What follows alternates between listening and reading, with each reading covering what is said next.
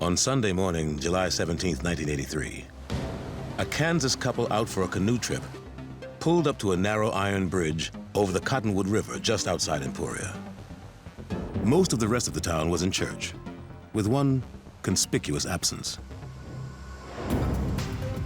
Before the couple put their boat in the water, they came across a woman's dead body, floating face down in the water, just downstream from an overturned automobile.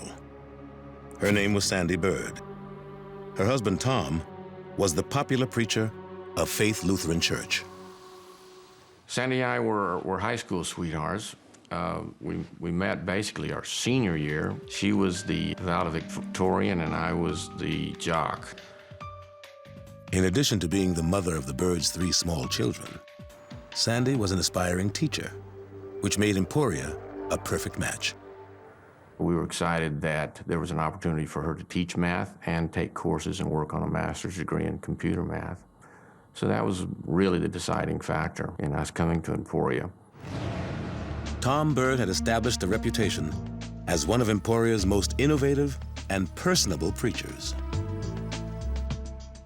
Tom was the type of person that he could draw people in and make friends with them real easy. People liked him, and he seemed generally interested in you. And thanks to Bird's people skills, Faith Lutheran's church family was growing at a miraculous pace. The church even attracted members from different denominations, people like Marty and Lorna Anderson. Marty was a lab supervisor at Newman Regional Health Center. Lorna was the stay-at-home mom of the couple's 4 children, the youngest a set of twins. They always looked clean, well-kept. She took good care of those children. And everybody kind of looked at her like super mom. That is, those that didn't look at her as an altogether different sort of mom. One they'd like to, get to know better. He had several boyfriends, as I understand, and that I can't condemn a person, but he was kind of a lady of the town. Can I say that? A lot of different men will come into her home. She will send the kids and myself to the basement. And I didn't think anything about it because I thought it was normal. You know, I'm the babysitter. She wants to have some privacy because she had a lot of stuff going on upstairs. You could say that. After Sandy's death, he was a lot closer to Lorna Anderson. It was kind of like I will see him sometimes every day. It would have been enough to set anyone's tongue wagging. Or it would have, if in the days after Sandy's death, Emporia hadn't had even better grist for the rumor mill. What's a preacher's wife doing out here in the middle of the night alone? Is there something going on here we need to know about? I mean, what's it all about? It's not like it's a main road coming into Emporia. The road goes from nowhere to nowhere. The location wasn't the only odd thing about Sandy's accident either. Sandy Bird always wore a seatbelt. It's a habit, and you just don't break that habit. So she didn't have on a seatbelt, and that was unusual. She was thrown from the car, and that shouldn't have happened. Over at Emporia State, some of Sandy's colleagues started to wonder if her death really was accidental.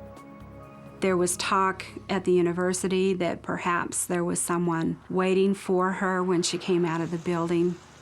But someone could have attacked her in the parking lot and taken her down there, done something to her, and thrown her over. But who?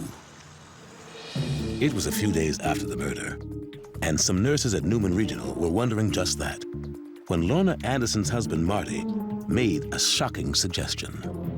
One of the women said, isn't it just terrible about the accident, And she said that she could hear Martin Anderson rolling on his chair out the door into the hallway. And he said, you don't believe that, do you? Tom Bird did it. A minister murderer? Simply impossible, as far as Emporia was concerned. People would say, oh, Tom wouldn't kill Sandy, he's a minister. I don't think anybody wanted to say something like that out loud, except maybe Marty. And he wouldn't be saying it out loud for long. top of the hour at KVOE to get your news for the day. And they talked about a hospital employee that had been murdered up close to Junction City in Manhattan. The dead man's name? Martin Anderson. And his death was no accident. The day before, Marty, Lorna, and their 4 girls were in neighboring Geary County, heading home from a trip to Fort Riley. Lorna, who was driving, said she was sick, food poisoning apparently. She stopped the van. Lorna got out, walked out in the field, approximately 40 yards, to throw up. Lucky for her, she pulled the van over just in time. Marty wasn't so lucky, however. She came back to the van, told Marty that when she had bent over, she had dropped the keys. She asked Marty to get out to go look for her keys, which he did, and that's when he was killed. Somehow Marty got shot. Shot in the back of the head, execution style. She told us that she thought it was a robbery, and his billfold was gone, his credit cards. Armed robbers casing a Kansas cornfield in hopes that someone would pull over? The cops were immediately suspicious. Things got even fishier the Monday after the murder. That's when Lorna's insurance agent called the Geary County Sheriff's Department. According to the agent, Lorna wasn't exactly a grieving widow. She contacted him before noon on Saturday after the homicide occurred on Friday night, wanting to get all the details about the insurance and how quick she could get it. Lorna's roster of lovers made an excellent motive.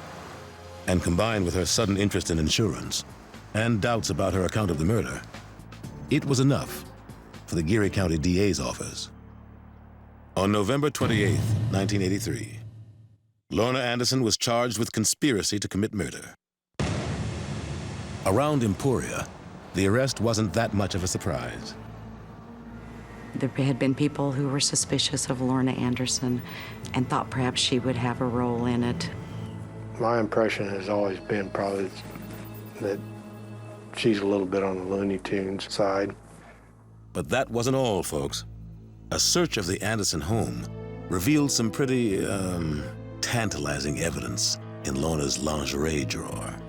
But as I dug down through the lingerie, and some of it was pretty exotic, but I went clear down to the bottom of that lingerie drawer and found a couple envelopes. Inside were 2 love letters.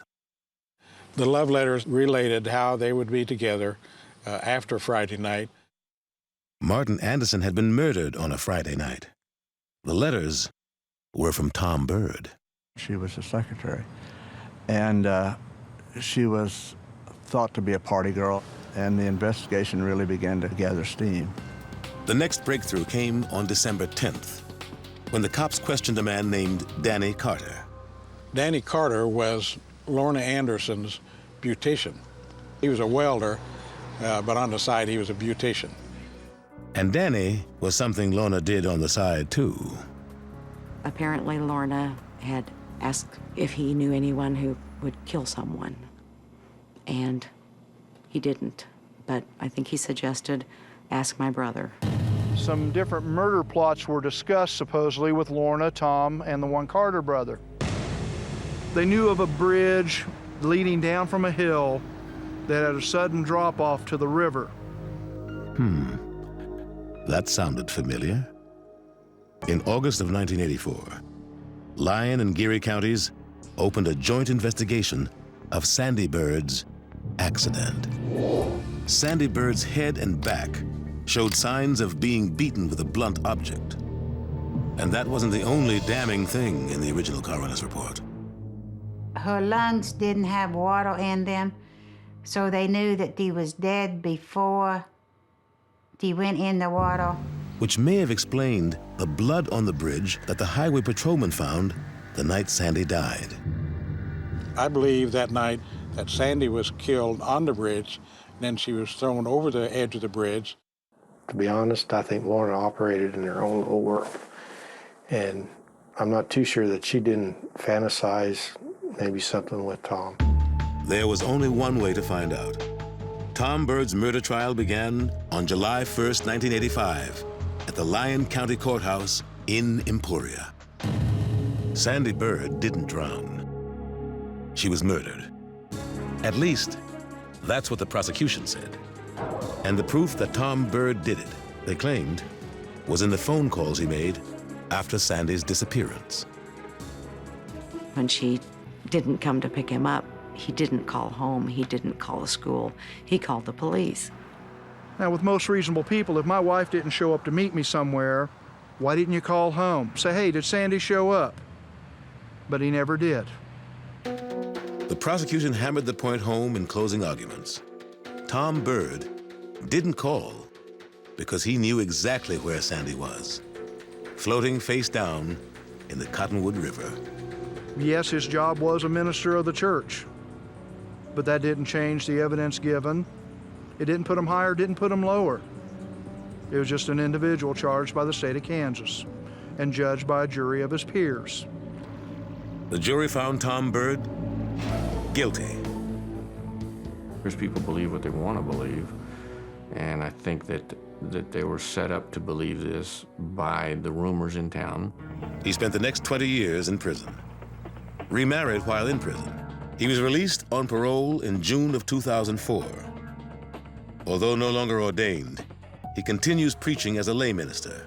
His specialty? Marriage counseling. Speaking of prison relationships, Lorna, who remarried in 1985, pled guilty to Marty's murder in 1988. Her second husband filed for divorce shortly afterwards.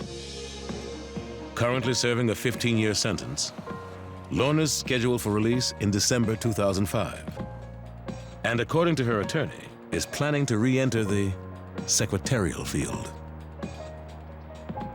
Even though somebody is a minister doesn't mean that they can't do bad things, because they can and they do.